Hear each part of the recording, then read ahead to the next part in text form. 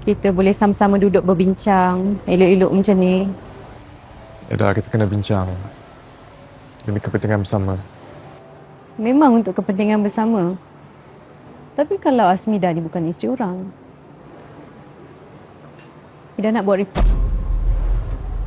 Ida nak saman dia sebab dia ganggu rumah tangga kita. Hah? Eda? Kenapa nak terkejut sangat? Terima je lah saman tu. Kita jumpa dekat mahkamah.